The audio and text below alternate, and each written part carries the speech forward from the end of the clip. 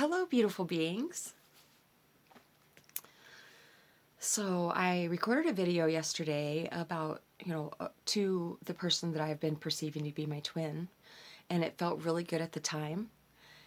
But I woke up today and, my mind was going, thinking about it.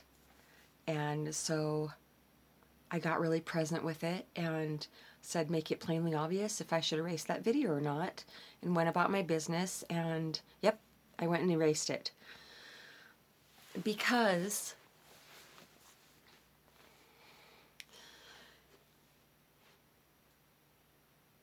it's not okay, so when I say my power, I feel like I gave my power away. It's not an ego power, it's divine power, it's presence power. And I've worked really hard on not having the feeling of waiting. And so when I put that video out yesterday, I didn't realize it was going to do it, but it shifted me more back into that place of waiting. I'm not waiting. I am 100% open to a divine partnership, and I am not waiting for this person. I just, for some reason, had a really overwhelming sense of almost longing, and I haven't had that for a long time. Those feelings, those intense feelings that I've been working so diligently on for all this time, those are dissipating. It doesn't matter how strong this connection is.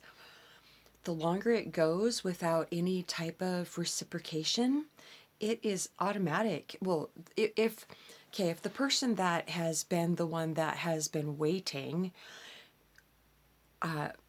sorry, I got a fuzzy on my lip. Since I have been working on that diligently, releasing any resistance around this connection, then I am literally not waiting anymore, and I open myself up to anything beautiful that the divine wants to give me instead.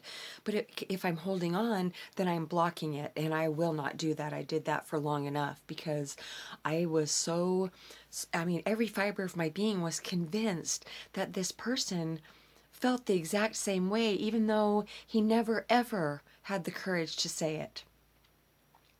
So, but I do, like, I have the courage to, and this is not an ego thing. This is a fact. I have the courage to overcome this. And I will be working on that every single day. If that's ultimately what is supposed to happen, that I am supposed to release this 100%, I will achieve it. I already feel like I'm closer to that than not, which is very, very life-giving. Because waiting for anybody, no, it's not a good thing. I know that's a blanket statement. Take it however you want. I know how I'm using it right now, and that means I'm not waiting for this person that I've perceived to be my twin, even though I do miss him sometimes, and I would love to talk to him.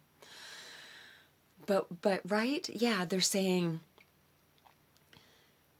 But I am perceiving this connection like it just flowed, and the communication was so easy, and, well, our connection. But that doesn't necessarily mean that the personal identity of it doesn't mean that his personal identity will be able to evolve enough. It doesn't mean he'll be able to shed enough fear or do enough work on himself, the persona, to be able to release it and, like, come to the surface and be able to embrace what the divine has, like the divine plan for his life. Not everybody can actually do that because it's scary. It's very scary. For me, it has been way too scary to hold on to something inauthentic. I've never felt the relief of relaxing into what's not me. For short periods of time, but it always feels very uncomfortable. So I need to keep going to release any of the unnecessary. Sometimes the unnecessary feels like has felt like it is me, has felt like, yes, this is what I need, this is what I want. But ultimately, I give it away. I say, please remove this from my life if it's not here for my highest good. I call that the boyfriend prayer because I started using that. I made that prayer up when my daughters were still, when I was still raising my daughters, specifically around their teenage years when boys started coming around. I started saying, remove blank from her life if he's not here for her highest good.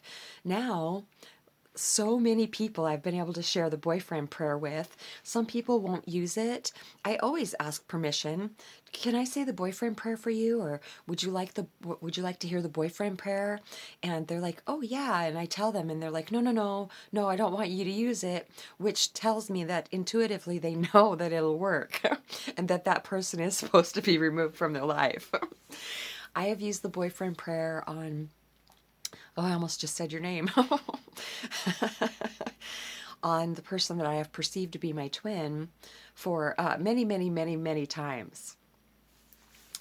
Yeah, they're saying it's like an impacted tooth. It takes a bit to get all of it out. So I don't know if you're supposed to be removed or not, but the most important thing in my life is to be a clear, open channel for the divine to pour through to help others. So yeah, I don't feel that longingness today.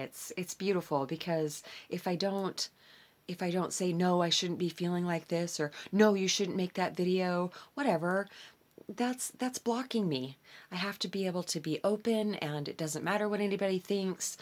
Making that video yesterday just made me feel really, really good, really free, very peaceful. And then today I woke up and it didn't feel like it had the same effect. So it felt more oppressive than anything. Yeah, yeah.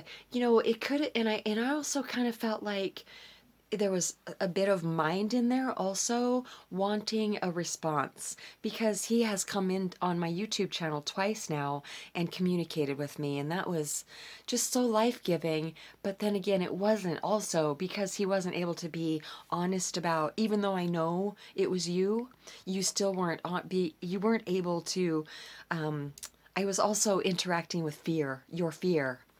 And, I don't need that because I've released so much of my own.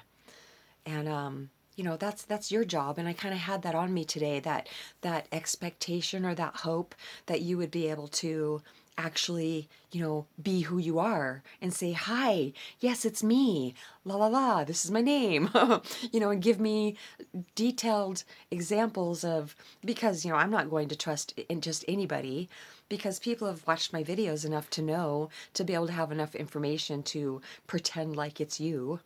But there's certain things that, with certain nicknames that you called me, that nobody else knows. And, those are the ways that I will know that it's absolutely you.